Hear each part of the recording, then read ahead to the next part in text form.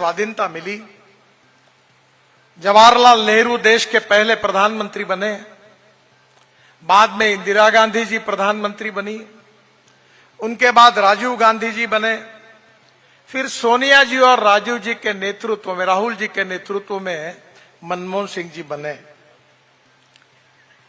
हमारे 75 साल हमारे स्वाधीनता को हुए हैं। 60 साल कांग्रेस पार्टी को सरकार चलाने का मौका भारत की जनता ने दिया। जब बैल जोड़ी थी तब बैल जोड़ी पर ठप्पे मारे, जब गाय बछड़ा था तो गाय बछड़े पर ठप्पे मारे, फिर पंजा आया, पंजा को वोट दिया।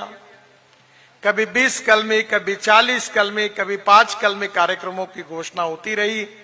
गरीबी हटाओ का नारा हुआ, पर गरीबों की गरीबी दूर नहीं हुई। बहनों और भाइयों, देश के विकास के लिए हमारे यहां 2 क्षेत्र बहुत महत्वपूर्ण है। एक उद्योग क्षेत्र है और दूसरे हमारी खेती है, कृषि क्षेत्र है।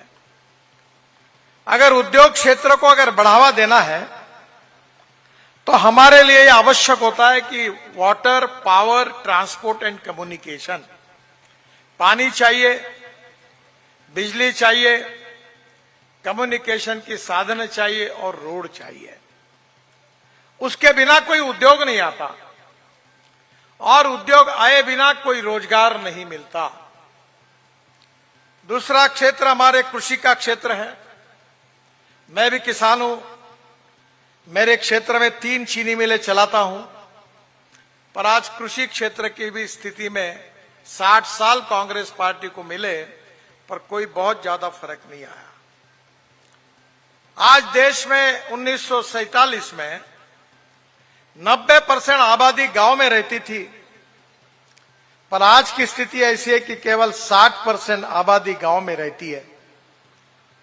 ये 30% लोग अपने गांव को, अपने घर को छोड़कर मुंबई, दिल्ली, बेंगलोर, चेन्नई, कलकत्ता, चंडीगढ़ अपना गांव छोड़कर शहर में चले गए।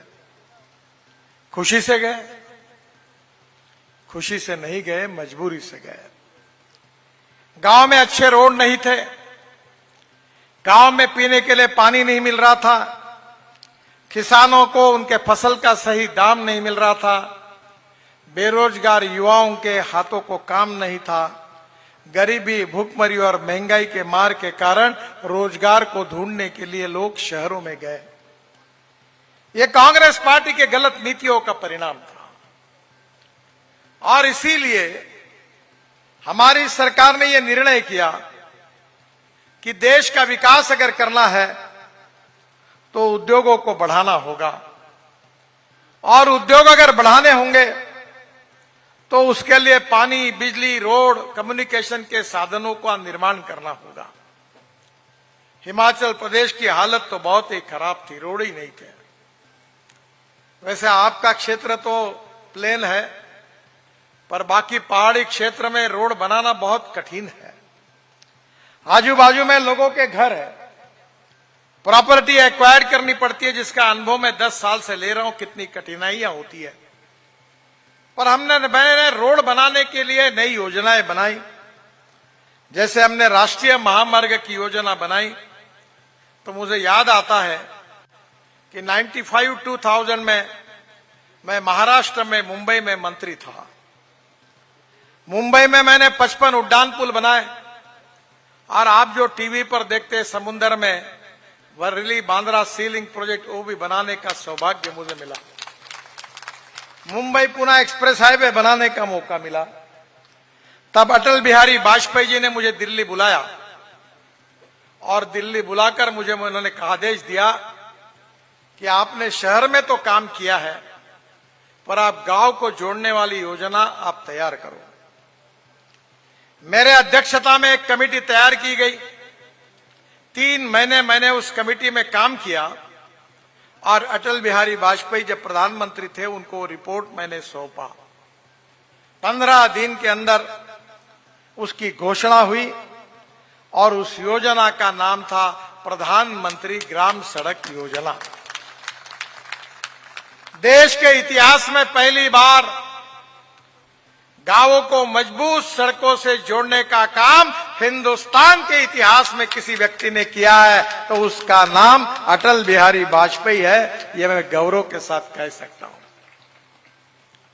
6.5 लाख गांवों में से 4.5 लाख गांवों में मजबूत रास्ते बने। बहनों और भाइयों, हिमाचल प्रदेश में सबसे इंपॉर्टेंट क्षेत्र क्या है? सबसे इंपॉर्टेंट है पर्यटन। हिमाचल प्रदेश के लोगों का रोजगार जो मिलता है वो पर्यटन करने के लिए जो लोग आते हैं उनके कारण मिलता है। यहां रेलवे आ नहीं सकती, पहाड़ थे और इसलिए स्वाभाविक रूप से रोड के ऊपर सब लोग डिपेंड होते थे। पहली बार हमने हिमाचल प्रदेश में अनेक रोड बनाए जिसका उल्लेख मैं करूंगा नहीं। 900 करोड़ का अभी जो लठियानी मंदली पुल की बात हुई, ये एक ही पुल 900 करोड़ का है जो भारत सरकार की ओर से मंजूर हुआ है और ये चुनाव समाप्त होने के बाद उसका काम शुरू हो जाएगा, ये भी विश्वास मैं आपको देता हूं। एक एक रोड, एक एक ब्रिज बनने से 2-2, 3-3 घंटे का फर्क पड़ता है और इसलिए बहनों और भाइयों बड़े प्रमाण पर टूरिस्ट आ रहे हैं। हम एक ऐसे नए नए रोड बना रहे, हिमाचल प्रदेश में टनल बना रहे, 20,000 करोड़ की टनल बना रहे। आपको पता होगा कि मनाली से रोहतांग पास जाने के लिए 3.5 घंटे लगते थे। अभी अटल टनल बनी है, हम केवल 8 मिनट में चले जाते हैं। वहां से निकलने के बाद लद्दाख लेह तक हम 8 टनल बना रहे हैं। लद्दाख लेह के बाद आगे हमने झोजिला टनल जो आशिया की सबसे बड़ी टनल है जिसकी कीमत 12,000 करोड़ रुपए थी, वो केवल हमने 5,500 करोड़ में उसका काम दिया, पैसा बचाया। वो भी टनल का काम अब पूरा होते हुए आया है। उस टनल से बाहर निकलने के बाद झेड़मोर टनल है।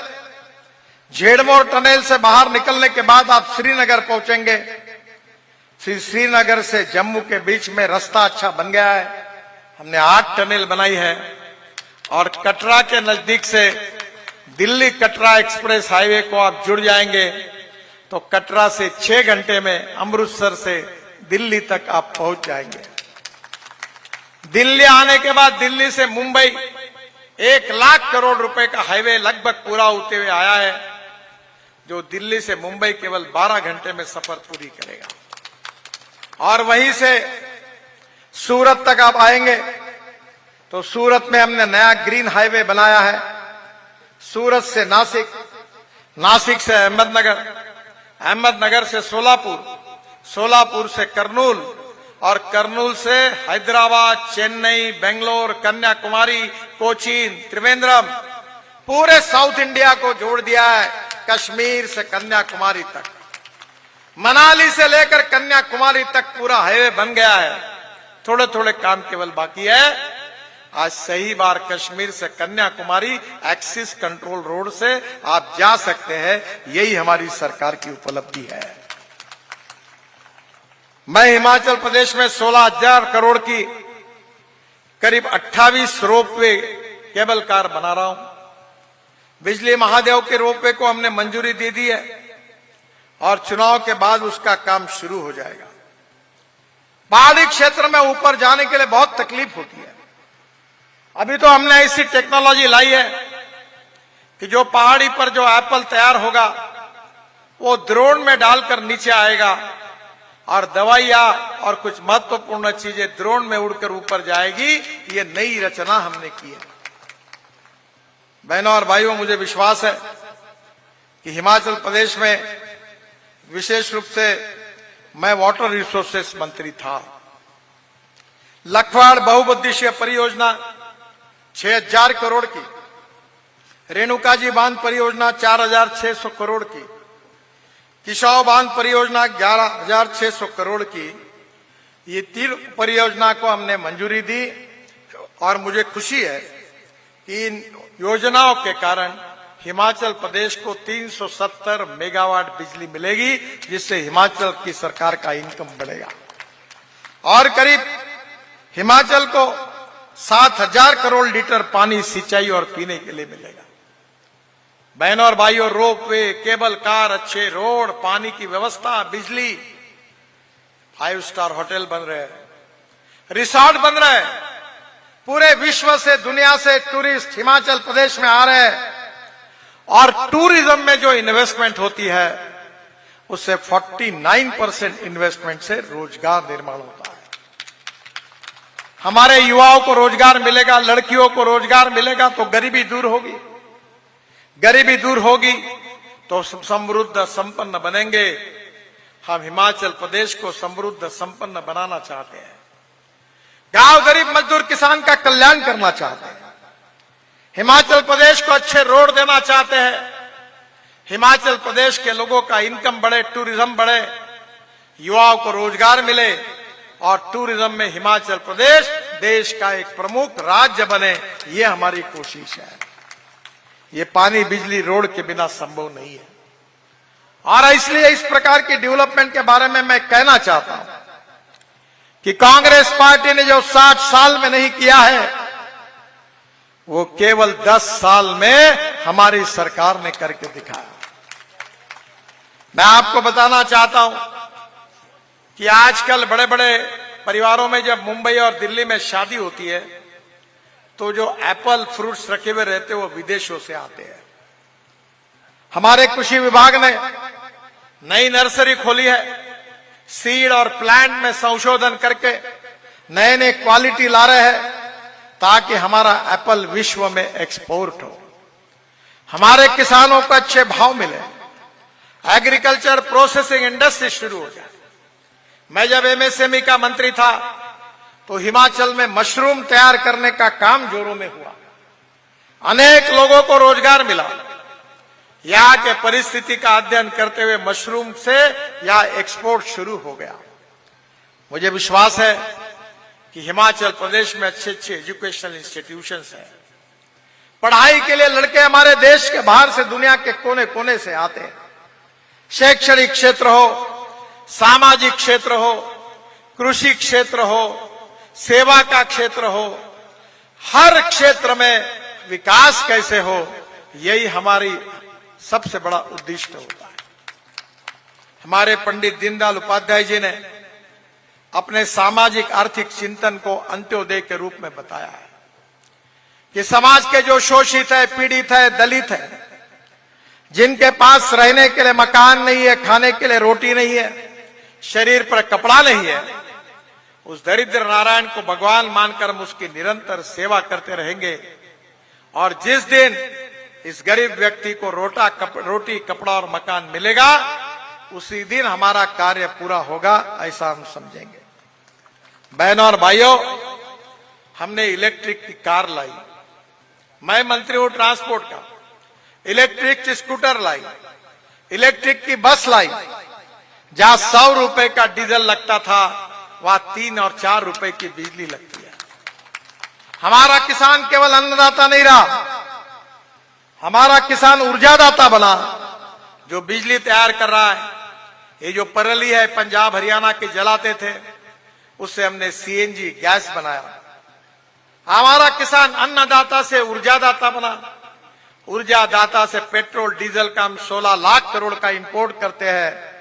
अब हमारे देश में हमारा किसान देश के लिए लगने वाला फ्यूल तैयार करेगा।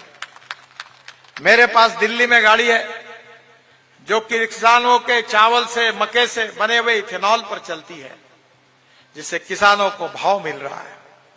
बहनों और भाइयों, किसान ईंधन बना रहा है। 10 साल के बाद यह स्थिति आएगी कि हमारा फॉसिल फ्यूल का, पेट्रोल डीजल का इंपोर्ट बंद होगा और हमारा किसान देश के लिए पेट्रोल डीजल का पर्याय इथेनॉल तैयार करके देगा। गांव समृद्ध संपन्न हो गए, युवाओं को रोजगार मिलेगा। मेरे पास हाइड्रोजन पे चलने वाली गाड़ी है, पानी से हाइड्रोजन निकलता है और वो गाड़ी अब हम ला रहे हैं और किसान हमारा हाइड्रोजन तैयार करेगा। पेट्रोल डीजल के बजाय हाइड्रोजन पर हमारी मशीनरी चलेगी। हमारा किसान अन्नदाता से ऊर्जा दाता, ऊर्जा दाता से ईंधन दाता और ईंधन दाता से अब हाइड्रोजन दाता बनेगा। और इतना ही नहीं तो परली से बिटुमिन भी बनने बनाया। अगर आप पानीपत में जाओगे तो इंडियन ऑयल ने मेरे आग्रह पर एक बड़ा प्लांट लगाया है। परली से 1 लाख लीटर इथेनॉल तैयार हो रहा है, 150 टन डांबर बिटुमिन तैयार हो रहा है और 76,000 ton bio aviation fuel, sustainable aviation fuel यानी हवाई ईंधन तैयार हो रहा है। अब किसानों ने तैयार किए हुए ईंधन पर हवाई जहाज चलने वाले हैं, वो दिन अब दूर नहीं है। आप कहेंगे कि गडकरी जी हमको सपने दिखा रहे हैं। मैं सपने दिखाने वाला नेता नहीं हूं, जो बात करता हूं वो टंके की चोट पर पूरी करके दिखाता हूं। मैं जो जो घोषणा करता हूं, ये कोई पत्रकार भाई मुझे सवाल नहीं पूछ सकते। जो जो मैंने कहा वो हुआ ही है, वो होता ही है, यही विश्वास मैं आपको देता हूं। हमें इस देश की तकदीर को बदलना है, ये देश के भविष्य को बदलना है, हमारी मातृभूमि को, हमारे हिंदुस्तान को दुनिया का विश्व गुरु बनाना है, $5 ट्रिलियन की इकोनॉमी बनानी है, तीसरी दुनिया की सबसे बड़ी अर्थव्यवस्था बनानी है। और ये बनाने के लिए ईमानदारी से सही नीतियों के साथ काम करने वाली सरकार चाहिए।